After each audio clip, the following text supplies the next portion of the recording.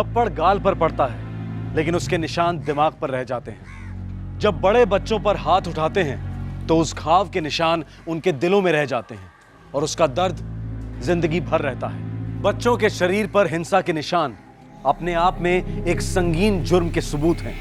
मासूम और नासमझ बच्चों के मानसिक घाव खामोशी में लिपटे होते हैं। वो दस्तक नहीं देते, बस दिन ब दिन नासूर बनते जाते हैं। ओशिवरा, मुंबई।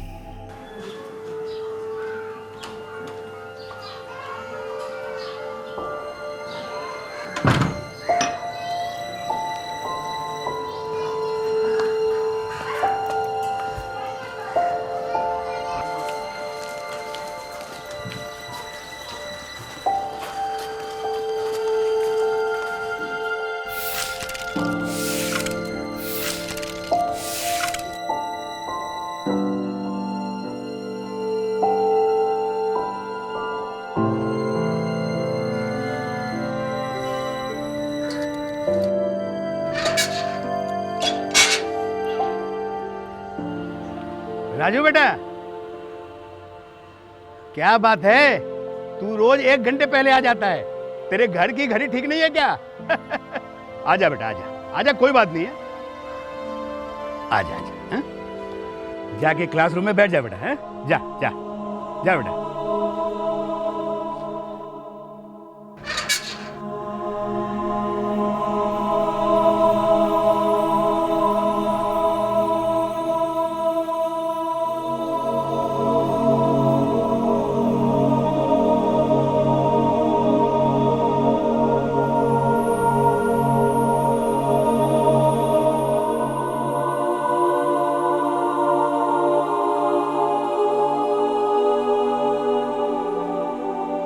बच्चों, आज सभी लोग हिंदी की किताब लेके आए हैं। वचन के प्रकार। वचन के कितने प्रकार होते हैं? 3 प्रकार। एक वचन, द्विवचन, बहुवचन। ठीक है, तो सब लोग चलो पेज नंबर 21 खोलो।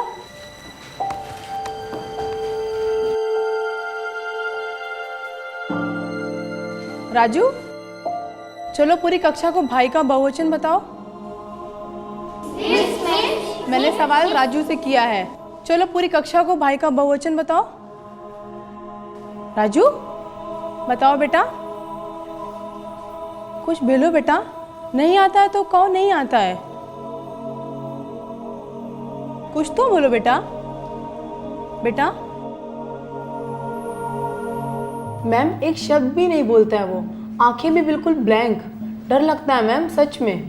लेकिन राजू तो हमारे स्कूल में फर्स्ट स्टैंडर्ड से पढ़ रहा है। मैम, मैंने फर्स्ट और सेकंड दोनों की क्लास टीचर से बात की और दोनों यही कह रही थी कि पार्टिसिपेशन 0 और हर सवाल का जवाब खामोशी। ये खामोशी दरअसल बहुत कुछ कह रही है। राजू बेटा, मैंने तुम्हें पनिशमेंट देने के लिए नहीं बुलाया है, मैं तो तुम्हारी मदद करना चाहती हूँ।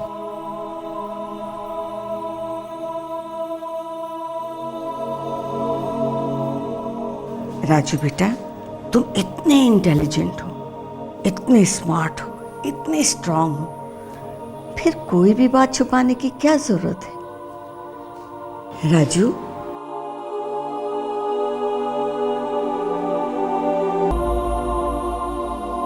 क्या कोई तुम्हें तकलीफ देता है,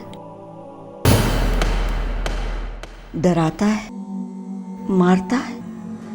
अगर तुम मुझे सब कुछ सच सच बता दोगे ना, तो कोई भी प्रॉब्लम नहीं आएगी।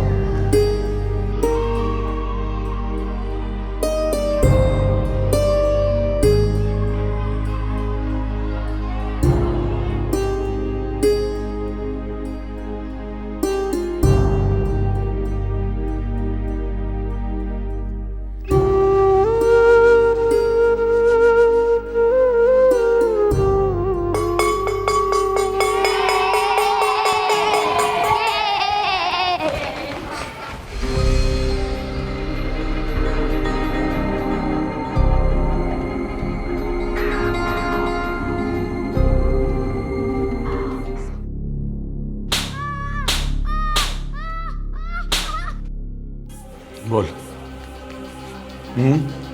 क्या किया तूने स्कूल में?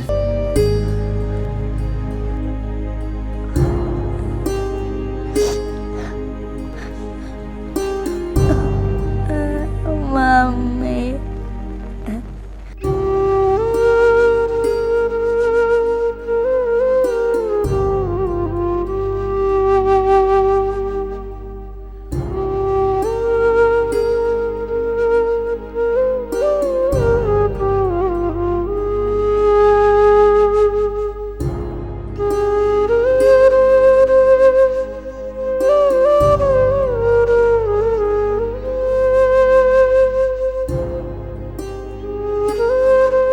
मिस्टर दरिंदर, आपका बेटा राजू स्कूल खुलने से 1 घंटा पहले आता है और जब स्कूल छूट जाता है तो 1 घंटे के बाद घर जाता है। ऐसा क्यों? बदमाश है वो, जरूर कोई शरारत करता होगा। नहीं नहीं, राजू ऐसा नहीं है। मैं 3 साल से देख रही हूँ उसे, उसकी कभी भी कोई शिकायत नहीं आई, कोई कंप्लेन नहीं आई। शिकायत क्या है? शिकायत ये है मिस्टर दरिंदर कि राजू शिकायत नहीं कर रहा। किस बात की शिकायत? हर रोज उसके जिस्म पर एक नया घाव दिखने मिलता है। बंदर की तरह कूदता रहता है वो, यहाँ वहाँ लग जाता है। मेरे खुद के बच्चे और इस स्कूल के 2000 बच्चे मेरे अपने ही हैं। मैं हर किस्म का घाव दूर से देखकर बता सकती हूँ। अब कहना क्या चाहती हैं? बस मैं इतना कहना चाहती हूँ कि बच्चे को भूखा मत रखो, उसे प्यार दो। जरूरत से ज्यादा प्यार मिलता है उसे। रोज 1 स्लाइस ब्रेड का टिफिन में होता है उसके। खाना फेंकता रहता है वो इधर उधर, किसी चीज की कदर नहीं है। इतना बदतमीज लड़का ही है। उसकी माँ कहाँ है? उसकी माँ नहीं है। ओह आई एम सॉरी। उसकी डेथ कब हुई मिस्टर दरिंदर? डेथ हुई होती तो अच्छा होता। हमारा तलाक हो गया है। जिंदा है साली अभी भी, नकचड़ी औरत का नकचड़ा बेटा। मिस्टर दरिंदर, अगर आप जबान संभाल के बात करेंगे तो बेहतर होगा। आपका बेटा इस वक्त बहुत दर्द में है, बहुत सदमे में है। तो उसके लिए क्या आप मुझे जिम्मेदार समझ रही हैं? मैं आपको गैर जिम्मेदार समझती हूँ। मैं आपको ऑर्डर तो नहीं कर सकती, लेकिन एक बात सख्ती से कह रही हूँ, अगर राजू के घर के कंडीशंस ठीक नहीं हुए तो शायद उसके जिस्म के घाव तो भर जाएंगे, लेकिन जो उसके मन के घाव है उसका जीना दुश्वार कर देंगे। स्कूल की घंटी की तरह स्कूल के प्रिंसिपल ने राजू के दर्द की दस्तक सुन ली थी। प्रिंसिपल की बातों को ठीक तरह से समझकर अपनी गलती को सुधारने की बजाय राजू के पिता धीरेन्द्र बिल्कुल विपरीत दिशा में चले गए। दूसरे ही दिन उन्होंने अपने बेटे राजू का नाम स्कूल से कटवा दिया। आखिर हम कर क्या सकते हैं? लेकिन अगर हम कुछ नहीं करेंगे तो पता नहीं राजू के साथ क्या क्या करेगा वो आदमी। वो आदमी राजू का फादर है। फादर है तो क्या कुछ भी कर सकता है वो? स्कूल से तो निकलवा ही सकता है, इतना तो कर सकता है, और हम कुछ नहीं कर सकते। ए बाबरो, बैठ बैठ। ये मेरा बेटा है, इससे मैं सिलेंडर उठवाऊं या अर्थी? तेरे को उससे क्या? चल अपना काम कर, चल चल। अरे ये हीरो, हाँ तेरे खाना खाएगा, मार खाएगा? चल घर पे जाके खाना बना। चल जल्दी, चल जल्दी, स्लो मोशन।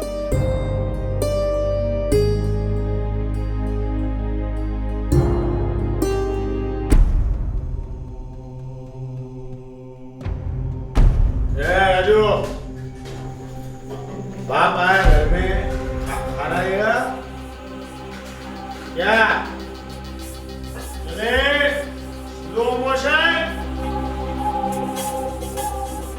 फटाफट ला, फटाफट चले।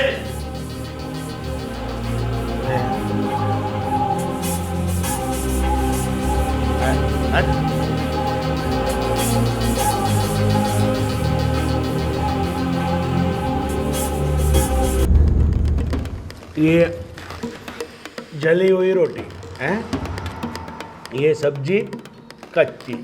कौन खाएगा ऐसा खाना फालतू? तेरा बाप को भूखा मारने का है क्या? ऐसा खाना खिलाता है तू बाप को? साला सुधरेगा नहीं। ये तरीका है, ये भूखा मारते भूखा मारेगा सर अंदर सर साला देखता है। अरे जानवर है जानवर। अरे जानवर नहीं, शैतान है शैतान। बच्चे का खून पिए जा रहा है हर दिन। सब गलती उस सीमा की है। बेटी को तो साथ में लेके चली गई और उस मासूम बेटे को इस दरिंदे के भरोसे छोड़ दिया। बहुत पाप लगेगा उसको। अरे वो तो हम सबको लगना चाहिए। एक बच्चे की जान ली जा रही है और हम लोग देखने सुनने के अलावा कुछ भी नहीं कर रहे हैं। तो हम लोग क्या कर सकते हैं?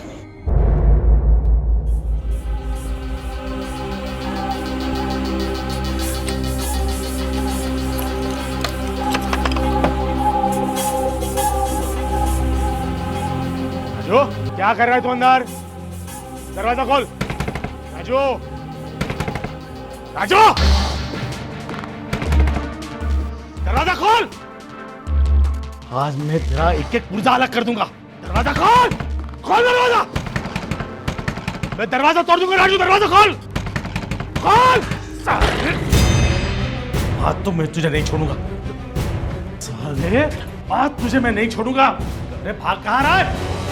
रुक साले चूहे, मुझसे बच के काम आ। अरे दरवाजा खोल। दरवाजा खोल राजू। राजू मुझे बहुत गुस्सा दिला रहा। राजू राजू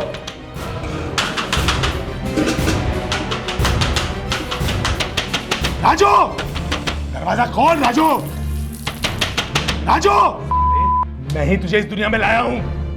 अरे मुझसे छुप के कहां जाएगा तू? राजू दरवाजा खोल वरना मैं दरवाजा तोड़ दूंगा। आज तेरी पिटाई से काम नहीं चलेगा। मैं तेरी चमड़ी उधर के रख दूंगा। दरवाजा खोल। आज तू मुझे इतना गुस्सा दे रहा है राजू, मैं तुझे उल्टा टांग दूंगा। तेरे सर में कील ठोक दूंगा। खोल दरवाजा। आज नहीं छोड़ूंगा मैं तुझे। आज जान से मार दूंगा। राजू खोल दरवाजा। राजू राजू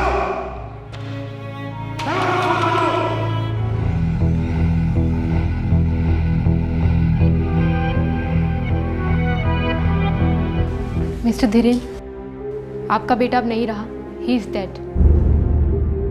मैं पुलिस को इन्फॉर्म करने जा रही हूँ, तब तक आप यहाँ बैठिए।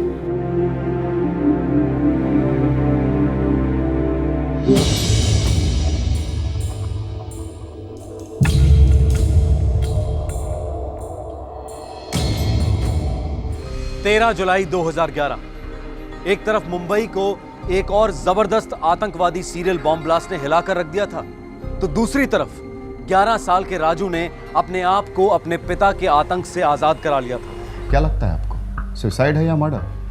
बच्चे के पूरे शरीर पर। बच्चे को लेकर यहाँ कौन आया था? फादर पहले बाहर बैठे थे, लेकिन अब वहाँ नहीं है। और जब मैंने कहा चाइल्ड इज डेड, तो चेहरा एकदम सफेद पड़ गया। क्या आपने उन्हें बताया कि हम यहाँ आने वाले हैं? Sorry sir. कोई नहीं, बच्चे के एडमिट फॉर्म पे उसके घर का एड्रेस जरूर होगा। अभी लाती हूँ सर। साहब हमने देखा वो बच्चे को ऐसे हाथ में उठाकर ले जा रहा था। बच्चा बेहोश था, फिर थोड़ी देर बाद वो खाली हाथ लौटा। हम लोगों ने उससे पूछा भी। अरे धीरू भाई, कैसा है अपना राजू? तुमसे मतलब? मेरा बेटा है, मैं संभाल लूंगा। और आइंदा से अपना राजू मत कहना। राजू अब किसी का नहीं। किसी से कुछ नहीं बोला, एकदम चुपचाप था घर के अंदर। फिर अचानक बैग लेके बाहर आया, दरवाजे पे ताला लगाया और चलता बना।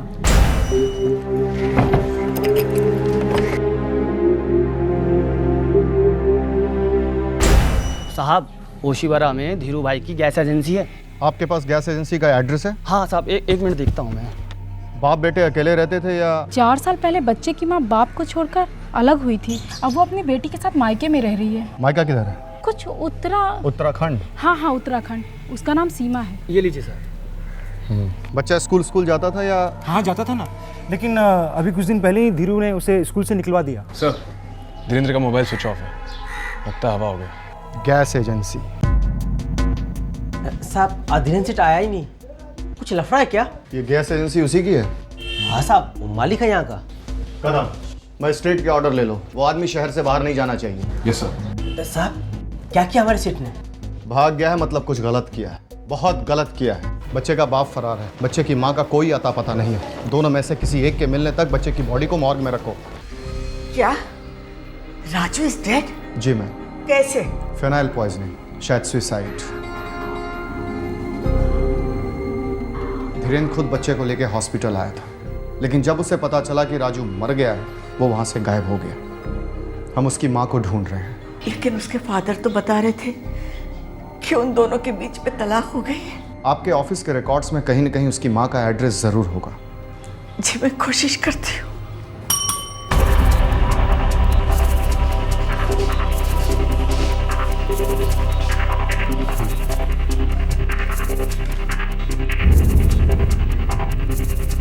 कदम, ये उसकी माँ का एड्रेस। उसे इमीडिएटली इन्फॉर्म करो, लेकिन ये मत बताना कि उसका बेटा मर चुका है। ये बताना कि he is serious. Sir thank you so much ma'am. मुझे पता था। क्या पता था? कि एक न एक दिन राजू के साथ ऐसा भयानक कुछ होगा। उसका बाप धीरेन्द्र उसे बहुत टॉर्चर करता था। पड़ोसी भी यही बता रहे थे। उस बच्चे की सिर्फ आंखें बोलती थी, और वो भी बहुत कम, मानो जैसे उसके मुंह में जबान ही नहीं हो। शायद चीखने के लिए काम आई होगी। और हम कुछ भी नहीं कर सके। एक बार उसके फादर को बुलाकर वार्निंग दे दी, बस हमारी जिम्मेदारी खत्म हो गई। लानत है हम पर। ये आपके स्कूल का पहला केस होगा मैम, जो इस तरह के टॉर्चर का शिकार हुआ। हम लोग इस तरह के केसेस रोज हैंडल करते हैं। हमें भी शुरू में बहुत बुरा लगता है कि काश हम बच्चे को बचा पाते, लेकिन ऐसा कुछ नहीं होता है। धीरे धीरे हम अपने कामों में इतने मशगूल हो जाते हैं कि सब कुछ भूल जाते हैं। आप भी धीरे धीरे भूल जाएंगी। आफ्टर ऑल वो हमारी औलाद थोड़े ही ना है।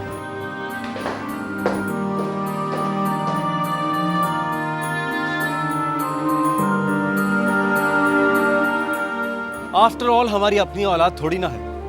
इंस्पेक्टर की ये बात कड़वी जरूर है, पर सच्ची भी तो है। हम अपने बच्चों को महफूज रखने में अपनी जान लगा देते हैं, उन्हें एक खरोंच तक नहीं आने देते, और दूसरों के बच्चे दिन रात हमारी आंखों के सामने टॉर्चर होते रहते हैं। घरों में नौकर की शक्ल में, सड़कों पर, अनाथालयों में 24 घंटे हमारे इर्द गिर्द बच्चों का शोषण होता रहता है। अगर वाकई ये हमें उतना मैटर करता तो हमारे देश में बच्चों के साथ नाइंसाफी बहुत कम होती। खैर, राजू को एक अरसे से अपनी मां के आंचल का इंतजार था। वो दिन रात अपनी मां की गोद में सोने के सपने देखा करता था। अब जब राजू हमेशा के लिए सो गया था, उसकी मां उसे गोदी में लेने के लिए पहुंच गई थी। वैसी था वो आदमी, किसी को भी हंसते खेलते नहीं देख सकता था। मुझे और पल्लू को भी बहुत परेशान की, मारना, पीटना, गाली गलौज, क्या नहीं किया उसने। छोड़ने के अलावा कोई दूसरा रास्ता नहीं था मेरे पास में। बेटी को अपने साथ ले गई और राजू को छोड़ दिया उस आदमी के पास। दिल पर पत्थर रखा था मैंने। धीरेन्द्र ने धमकी दी थी, अगर राजू को उसके पास नहीं छोड़ा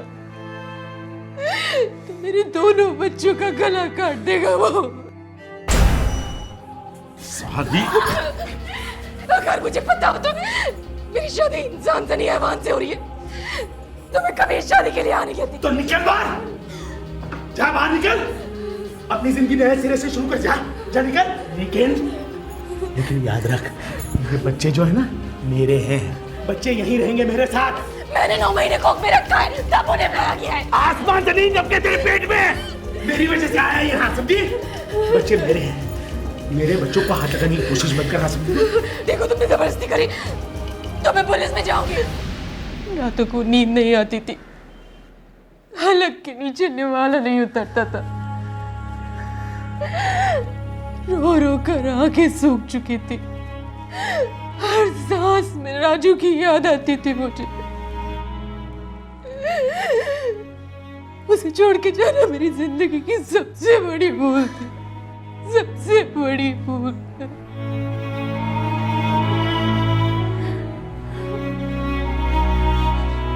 मम्मी मैं भी आपके साथ आऊंगा। निकाल।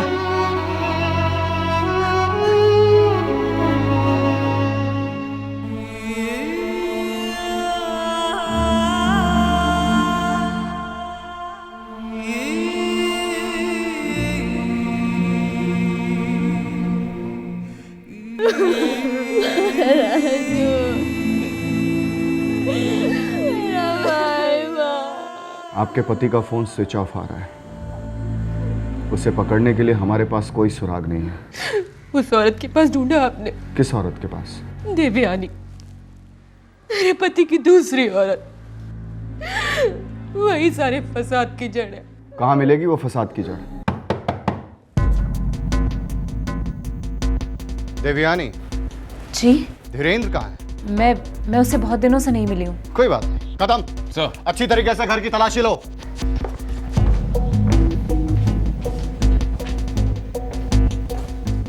देखो नीचे देखो। सर, ये चूहा बिस्तर के नीचे चुपा। चल बाहर निकल साले। मैंने कुछ नहीं किया सर। सब मेरी कोई गलती नहीं है। मेरे बेटे के सुसाइड में मेरा कोई हाथ नहीं है। वो गलती से फिनाइल को कोल्ड ड्रिंक समझ के पी गया होगा साहब। सुसाइड भी कहते हो और ये भी कहते हो कि गलती से फिनाइल को कोल्ड ड्रिंक समझकर पी गया। गलती से साहब। ठीक है, हम भी एक गलती करना चाहते हैं। क्या गलती? छोड़ दो साहब, छोड़ दो साहब। तुझे छोड़ दे कीड़े। उस नन्ही सी जान को तू इतना मारता था, वो उफ तक नहीं करता था, और आज हम तुम्हारी थोड़ी सी गुदगुदी कर रहे हैं, तुम्हारी जान जा रही है। माफ कर दो साहब। तुझे माफ कर दूं? तुझे तो आज साफ करूंगा।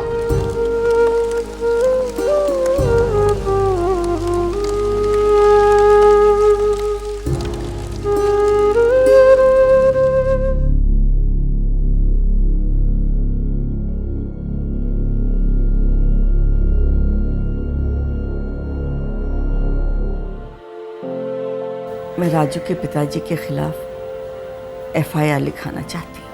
अगर आप ऐसा करेंगी तो हमें बहुत मदद मिलेगी, उसे कड़ी से कड़ी सजा दिलवाने में। लेकिन आप कहाँ कोर्ट कचहरी के चक्कर में फंसना चाहती हैं? मैं फंस नहीं रही,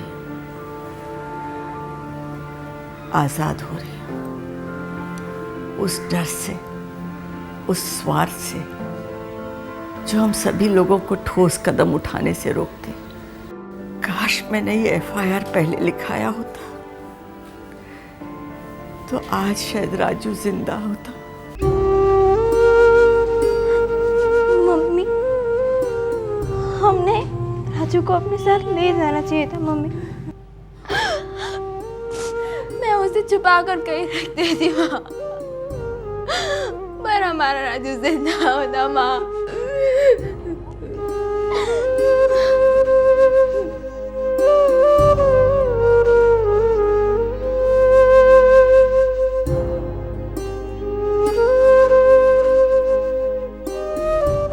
नमस्कार, आदाब। हमारे भारतवर्ष के 64वें स्वतंत्रता दिवस के अवसर पर क्राइम पेट्रोल दस्तक आप सभी दर्शकों का अभिनंदन करता है, स्वागत करता है।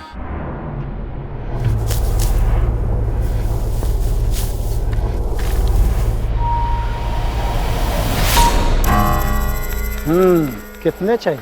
50,000 पाटिल साहब। लौटाएगा कैसे? जी, कड़ी मेहनत करके। और अगर तेरी मेहनत रंग ना लाई तो मैं अपने आप को बेच दूंगा। जिंदगी भर आपकी गुलामी करूंगा मैं। तेरा बेटा है? हो साहब। तो सुन, तू अगर मेरा रोकड़ा देने से पहले टपक गया या तूने खाट पकड़ ली तो तेरा बेटा मेरे लिए काम करेगा। सब जानता हूँ, पर ऐसी नौबत नहीं आने दूंगा। आपकी बड़ी कृपा है। निकतो में घंटा चुकाएगा ये कर्ज। इसकी सारी नस्ल हमारी फसल काटेगी। काटते काटते इनकी जिंदगी कट जाएगी। आपने अभी जो देखा वो 1960 की किसी हिंदी फिल्म का सीन लगता है, लेकिन दुर्भाग्य की बात यह है कि यह दृश्य हमारे देश की आजादी के 64 वर्षों के बाद 2011 की सच्चाई है। इस किसान और जमींदार की फिल्मी सत्य कथा में एक ट्विस्ट है। किसान ने अपना कर्ज चुकाने की जुर्रत की, अपने आप को और अपनी आने वाली पीढ़ी को बंधुआ मजदूरी से बचाने की गुस्ताखी की, अपने आप को आजाद समझने की बेवकूफी की। सांगली डिस्ट्रिक्ट, महाराष्ट्र। अरे केशवा, हे का लिहितोयस? 40 और 36 76 होते हैं, 66 नहीं। 10, 20, 30, 40, फिर 10, 20, 3 वे 74, ऊपर 6, 76। अरे हाँ ताई, धीरे धीरे गिन, पर जवाब सही होना चाहिए। अगं विद्या, हे घे तुझ्या ह्या महिन्याचा पगार, पुरे 800 है। मैं आप ही के सामने गिन लेती हूँ। क्या है ना, पैसे के बारे में शर्मीला होने से किसी का भला नहीं होता। बुरा मत मानिए काकू। अगर नहीं ग, इसमें बुरा मानने वाली कौन सी बात है। देख तो, तू जब से केशव पे ध्यान दे रही ना, कितना सुधर गया है पढ़ाई में। ये तो बस शुरुआत है, हमारा केशव तो लंबी रेस का घोड़ा है। मैं अभी चलती हूँ, मेरे 1000 छोटे छोटे काम बाकी है। टाटा। ये थे काकू। हाँ ये।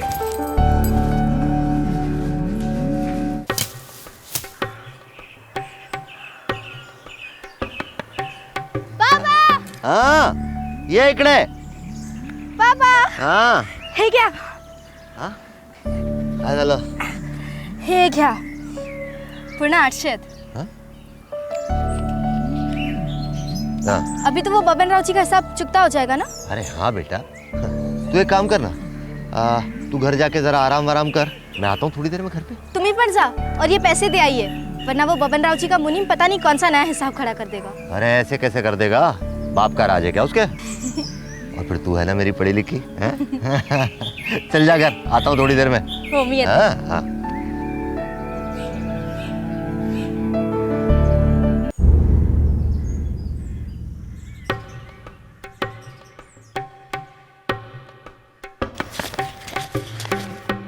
पूरे 2000 है साहब।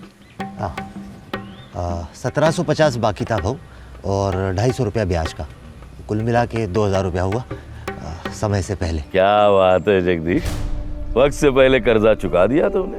बेटी ने हाथ बटाया ना भाऊ, इसलिए कर पाया ये सब। भाऊ अब मैं ये नौकरी छोड़ रहा हूँ भाऊ। क्या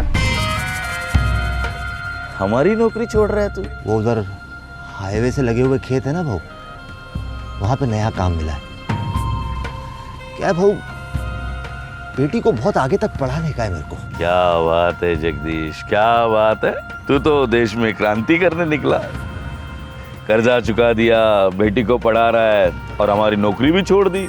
वाह वाह वाह, क्या बात है, क्या बात है। ये तो नमस्कार। हाँ,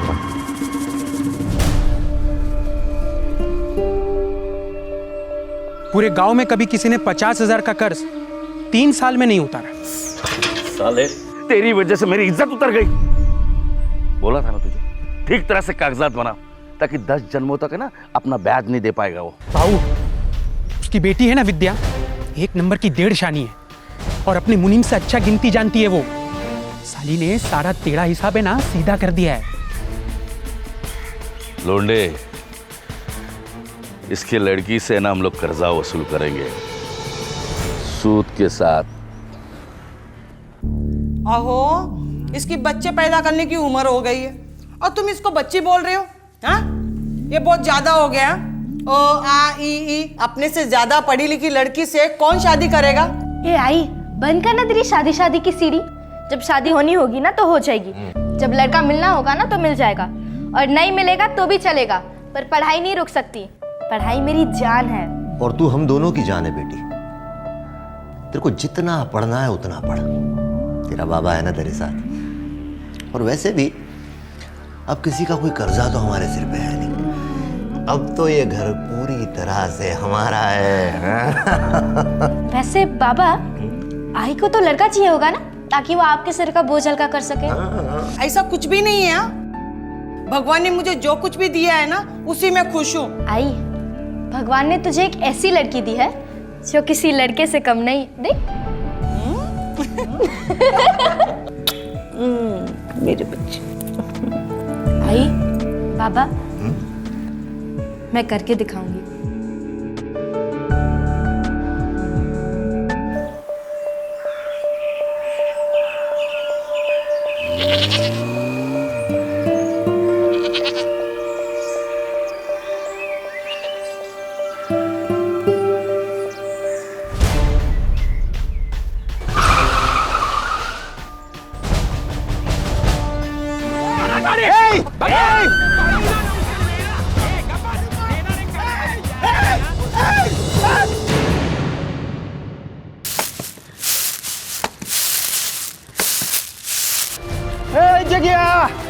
बाहर आ जगह। अरे गजब हो गया। अब विद्या बिटिया, तुम्हारी विद्या। अरे क्या हुआ विद्या को? उठा कर लेगा विद्या बिटिया को दोनों लोग। कौन उठा के लेगा? नाम बोल उनका। भीमा नाम बोल। लौंडे और वो जगताप। जल्दी आ, पीछे पीछे आ, जल्दी। डोका फिरले क्या जगदीश तुझा? हाँ, सट्या गया तू? अरे मेरे आदमी तेरे बेटी को क्यों उठाएंगे? ये भीमा ने अपनी आंखों से देखा है। जगताप और लौंडे दोनों थे। उन्होंने मेरी लड़की को गाड़ी में डाला और डालकर ले गए। वो तो कॉलेज जा रही थी। लौंडिया, जगह। ये क्या बोल रहा? काय झालं कैसे? ये बोल रहा है उसके लड़की को तुम लोग उठा के ले आए। काय? ए जगदीश, मुंह संभाल के बात करा, न तो यहीं पर तेरे मुंह का ज्योग्राफी का बदल दूंगा। ए भीमा, तू बोलना बोलना। बबनराव जी, यही दोनों थे।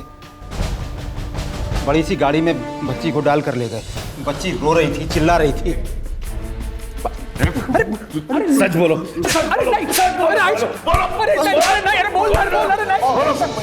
हमें इसकी बेटी के बारे में कुछ नहीं पता। ये भीमा ने किसी और को देखा होगा और हम पर इल्जाम लगा रहा है। बहू, नमक आया बहू आपका। झूठ नहीं बोलेंगे। जबान दे रहे भाई, कुछ नहीं किया हमने, कुछ नहीं किया।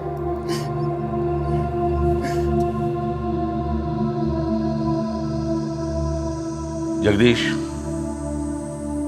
भीमराव की आंखें धोखा दे सकती है, लेकिन मेरे दो पट्टे ये मुझे कभी धोखा नहीं दे सकते। जाओ कहीं और जाके ढूंढो। जाओ जाओ, चलो चलो। ठीक है ठीक है ठीक है, चलो चलो। बेटी बोला ना, कहीं और जाके ढूंढो। चलो चलो चलो। भाऊ चल गए। जगदीश, तुम बबनराव जी पर उंगली उठा रहे हो? नहीं नहीं साहब, जगताप और लौंडे पर। अरे बात तो वही हुई। तुम बबनराव जी को झूठा साबित करने पर तुले हो। बबनराव जी गांव के सरपंच थे जिन्होंने तुम्हें काम पर रखा था।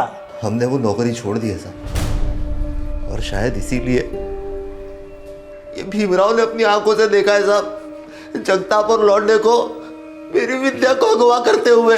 जी साहब, मेरी आंखों के सामने उठाकर ले गए बच्ची को। तुम्हें पक्का पता है वो विद्या ही थी? कोई और लड़की भी तो हो सकती है। अरे भाई, जवानी में सभी लड़कियां एक जैसी ही दिखती है।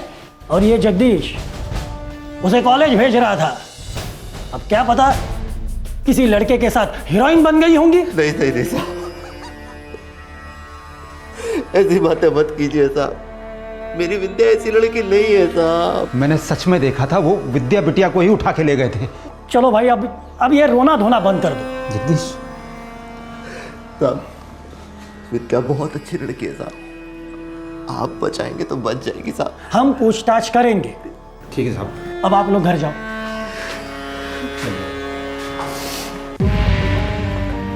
साहब, पूरा बंगला छान लिया पर कहीं नहीं मिली। कह रहे इंस्पेक्टर पागल हुआ है? गवार लोगों की बातों में आया। कैसे मान लिया तुमने कि हमने लड़की को उठा लिया? भीमराव ने इन दो लोगों को देखा है विद्या को उठाते हुए। कौन है ये भीमराव? महात्मा गांधी है? हरिश्चंद्र है? कौन है? कौन? हम पे उंगली उठा रहे हो?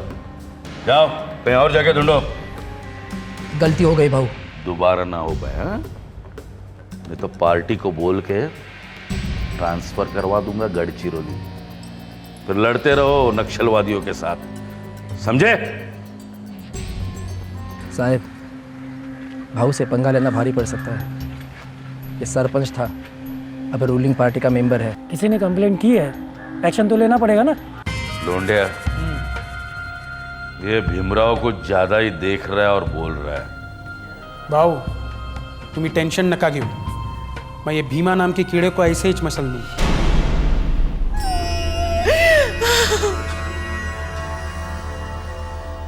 अपनी बेटी को बेटा बनाने चले, देखा नतीजा।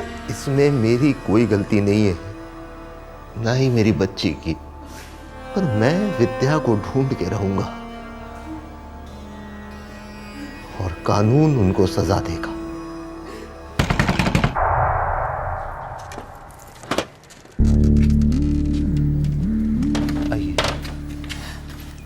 विद्या बीमार है क्या? 2 दिन से आई नहीं मेरे क्वेश्चन को पढ़ाने। 2 दिन से गायब है मेरी बच्ची। क्या हुआ हमारी विद्या को?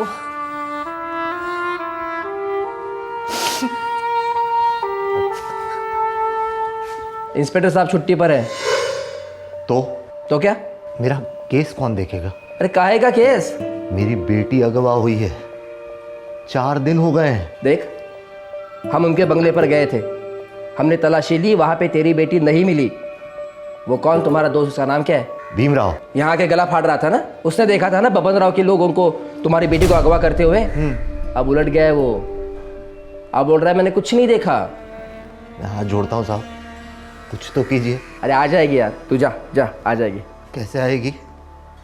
अगर आप लोग ढूंढेंगे नहीं तो कैसे आएगी वो? चिल्ला मत, नहीं तो अपनी खुद की बेटी को अगवा करने के जुर्म में अंदर डाल दूंगा। गलती हो गई साहब। 4 दिन हो गए, विद्या का कुछ पता नहीं है, कहाँ होगी? जब तक मुझे मार रहे थे मैं चुप था, लेकिन मेरी बीवी को लेकर धमकी दी तो मैं घबरा गया। कैसी धमकी? बोले कि तुम्हारी बीवी के साथ भी वही करूंगा जो जगदीश की बेटी विद्या के साथ किया है। वो लोग क्या कर रहे हैं मेरी विद्या के साथ? तूने बहुत बड़ी गलती की है कर्ज चुका के। अगर जिंदगी भर ब्याज भरता रहता तो ये नौबत नहीं आती। अरे गुलामी करता रहता भाव की जिंदगी भर तो कम से कम तेरी बेटी तो सलामत रहती। ऊपर से नौकरी छोड़ने निकल पड़ा। जगदीश की 17 साल की बेटी विद्या 7 दिनों से गायब थी। किसी को नहीं पता था कि यह नाबालिग लड़की कहां है, किस हाल में है, जिंदा भी है या नहीं।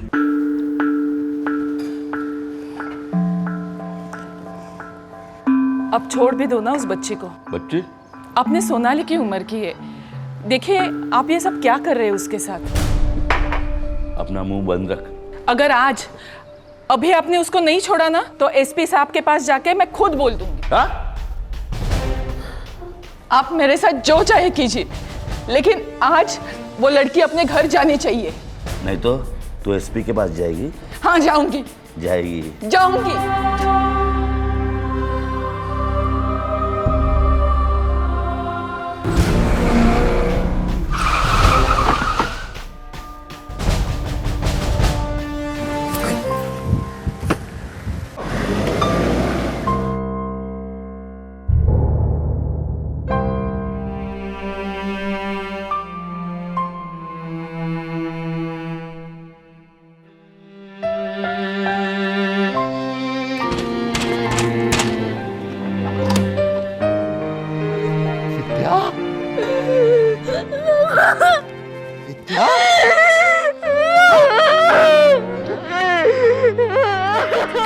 सविता!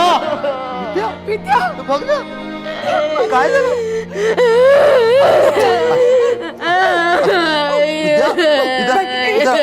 बेटा विद्या, बेटा एक तो नेवाला खा ले। विद्या, तू मेरा बहादुर बच्चा है ना बेटा? पता ना क्या हुआ था, तू कहाँ थी? तेरी ये खामोशी मार देगी बेटा मुझे। देख, तेरा बाबा ना ऊपर तक जाके चिल्लाएगा, किसी को नहीं छोड़ेगा। तू सिर्फ एक बार बोल दे, वो जगताप और लौंडे ही थे ना जिन्होंने तुझे उठाया था? नहीं थे, कोई नहीं था। कुछ नहीं हुआ मेरे बच्चे के साथ, कुछ नहीं हुआ। सविता चुप। हाँ चुप, तुम चुप, मैं चुप, ये चुप, सब चुप। चुपचाप हम लोग यहाँ से निकल जाते, जहां हमें कोई पहचानता नहीं। नए सिरे से जिंदगी की शुरुआत करेंगे, लेकिन सर झुकाकर। हाँ, सर झुकाकर। बहुत देख ली तुम बाप बेटी की बहादुरी, खूब झला, अब नहीं, समझे?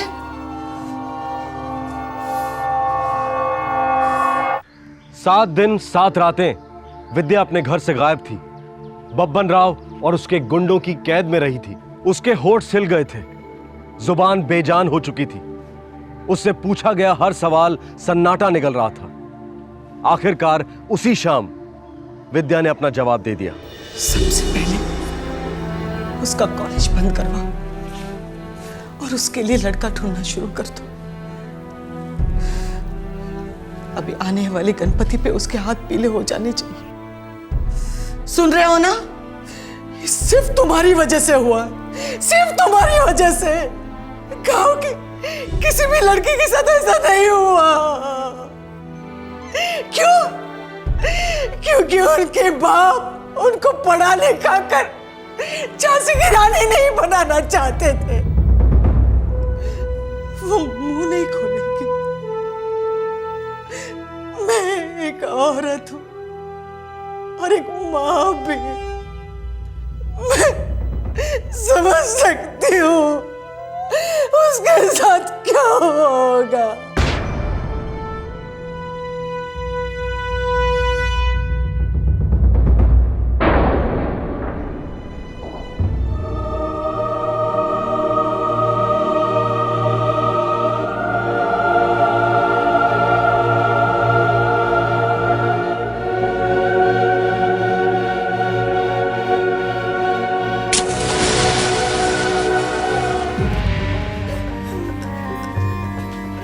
कैसे जली है? अब क्या पूछ रहे हो साहब? आप लोगों ने तो जलने के लिए छोड़ दिया था ना मेरी बेटी को। जो भी कुछ हुआ है साफ साफ बात करो।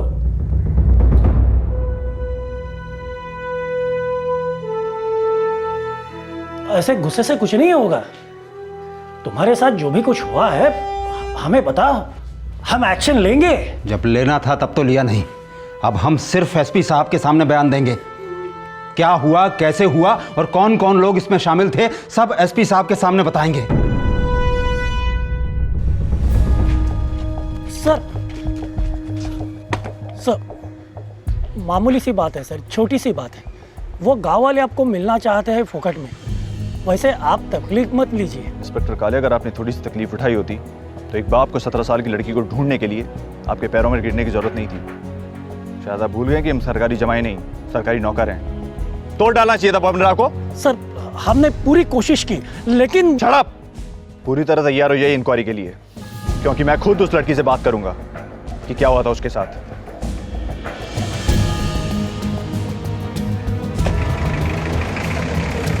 चलो। दादा, दादा मुझे यहाँ पे ऐसे क्यों लाया गया? मैंने क्या गलत किया दादा? दादा मुझे जाने दीजिए ना।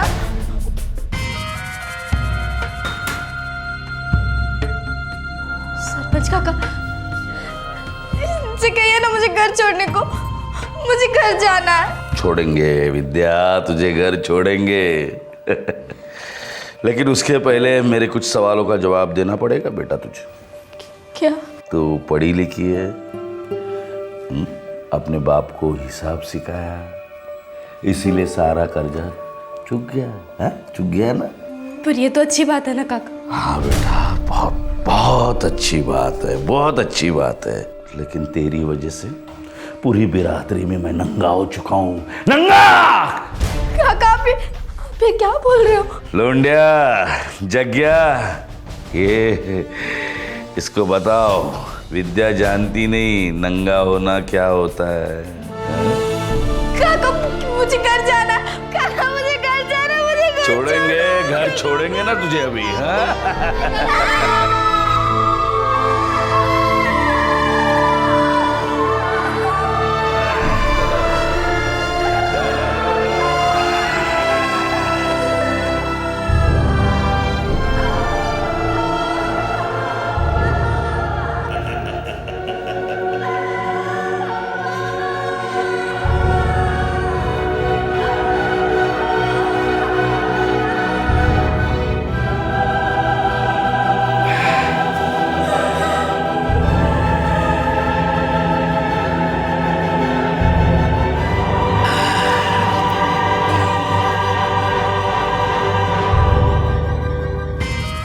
चाहिए? घर जाना है ना तुझे? एक छोटा सा काम करना पड़ेगा तुझे। एक चिट्ठी लिखनी होगी। अगर तू लिखेगी तो ये कपड़े मिलेंगे और घर भी जाएगी तू। हाँ? लिखेगी?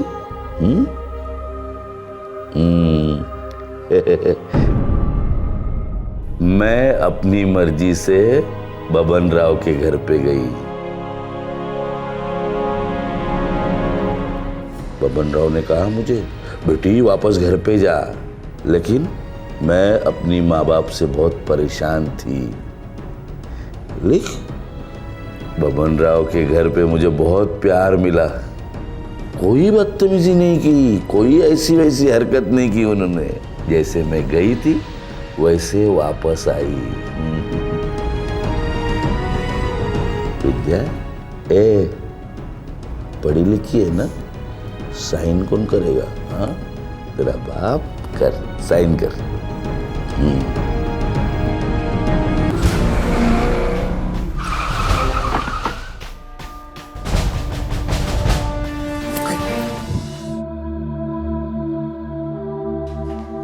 काले कान, आंख, दिमाग, जो भी खुलता है सब खोल कर सुनो। 24 घंटे के अंदर मुझे एफआईआर लॉन्च चाहिए। बब्बन राव, जगताप, लौंडे तीनों लॉकअप में चाहिए और 3 दिन के अंदर चार्जशीट फाइल होनी चाहिए। तुम दोनों के स्टेटमेंट भी चाहिए मुझे कि तुमने इस केस में किस किस तरह के एक्शन लिए। दरअसल तुमने कोई एक्शन लिया ही नहीं, वो क्यों नहीं लिया? अगर स्टेटमेंट कच्चा हुआ तो दोनों अपने आप को सस्पेंड समझना। सर पूछ क्या रहे हो? हम बता देना। लड़की को हमने उठवाया, लेकिन कुछ किया नहीं। लौंडिया, ये रही लड़की की स्टेटमेंट, जेरॉक्स कॉपी है, ओरिजिनल लॉकर में है। जिस लॉज में तुमने लड़की को रखा था, उस लॉज के मालिक का स्टेटमेंट है मेरे पास। लड़की की चीखें सुनी थी सबने। काले, लड़की मजा ले रही थी, खुद आई और खुद गई। इतना लगता है तो बुलाओ लड़की को हमारे सामने कहने दो, फिर मानेंगे। हैं? एकनाथ, तीनों को अंदर बंद कर दो। ए काले, तेरा जीना मुश्किल कर दूंगा मैं। मुझसे कहा गया है कि तुम्हारा अरेस्ट वारंट नहीं दिखाना, सिर्फ एफआईआर लिखवाना। मतलब समझते हो इसका? लड़की दम तोड़ रही है, दुआ करो बच जाए।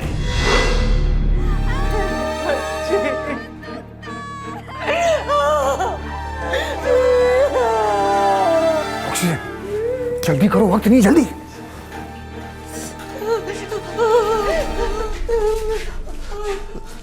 क्या हुआ सर? बहुत देर से सो रही है विद्या, चुप है, ठीक तो है ना वो? मैंने कहा था ना तुमसे, 99% जल चुकी है तुम्हारी बच्ची, अब वो कभी नहीं उठेगी। जगदीश, मैं आवाज देता हूँ उसको, मेरी आवाज सुन के उठती है सर हमेशा। सुनती है ना मेरी आवाज सुन के उठती है ना, बता लो उनको। मैं आवाज देखा। अपनी विद्या को उठाओ, जाओ उसको बुलाओ। विद्या!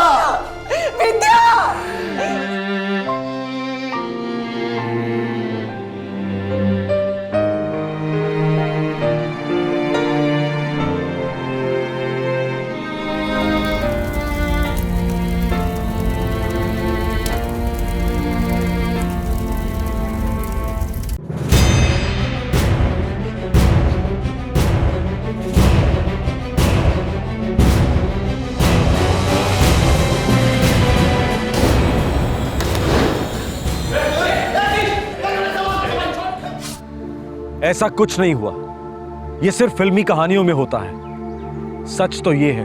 जय हिंद मैडम, जय हिंद। क्या मैडम, आप तो हमें भूल गई।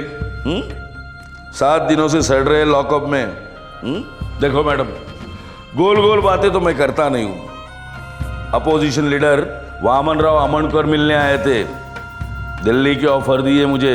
नहीं, मैं हाँ भी नहीं बोला, ना भी नहीं बोला, लेकिन कल वामन राव जी वापस मुझे मिलने आ रहे। लड़की तो रही नहीं, ये फाइल आराम से क्लोज हो सकती है। रखता हूं। जय हिंद मैडम, जय हिंद। अरे वाह एसपी साहब, हमारी प्राइवेट बातें सुन रहे हो चुप चुप के? हैं? आप और हम दोनों पब्लिक के सेवक हैं, प्राइवेट क्या है यहाँ? लड़की मर चुकी है, क्रियाक्रम हो चुका है उसका।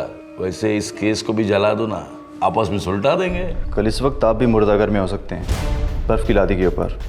फिर आपको भी जला देते हैं, क्रियाक्रम कर देते हैं। धमका रहे हो मुझे? जितने महीने ये खाकी पहनी है ना तुमने, उतने साल मैंने ये खादी पहनी है। ऐसी जगह ट्रांसफर कराऊंगा ना, मक्खी मारते बैठोगे।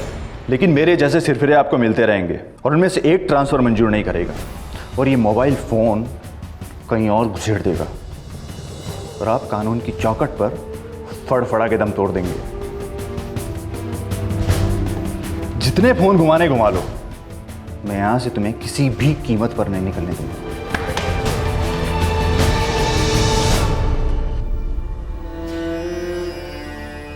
वैसे बाबा, आई को तो लड़का चाहिए होगा ना, ताकि वो आपके सिर का बोझ हल्का कर सके। नहीं खाया जाता है सविता मुझसे।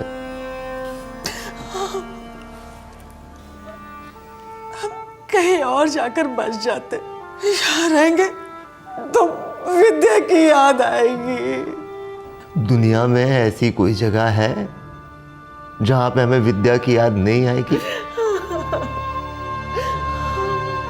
बहुत याद आती है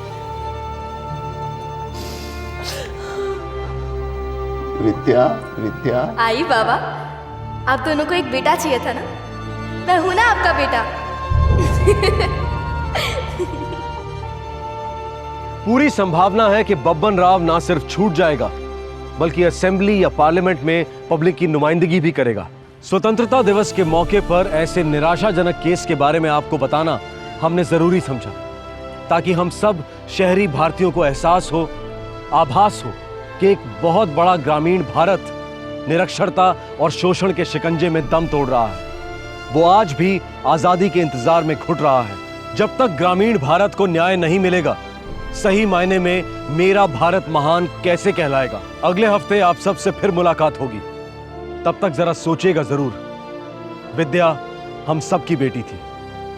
जय हिंद। इस तरह के और भी एपिसोड देखने के लिए हमारे चैनल को सब्सक्राइब करें और बेल आइकन दबाना ना भूलें।